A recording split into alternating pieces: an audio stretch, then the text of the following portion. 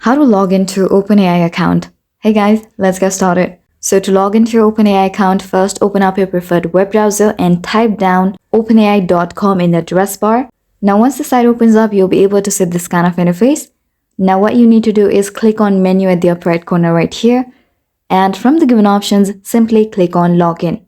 You'll be redirected to the login page. On this page, you may need to enter your OpenAI account credentials. Typically, this will include your email address or username and your account password. After entering your login information, click on Sign In or Login button to proceed. If the entered information is correct and matches an existing OpenAI account, you'll be successfully logged in and you should be able to access your account's features and services. And in case if you encounter any issues during the login process, I recommend visiting the OpenAI website support section or contacting their customer support directly for further assistance. So yeah, that's it. So I really hope you found this video helpful, and if you did, please like, share and subscribe to us for more great content. Thanks for watching, guys.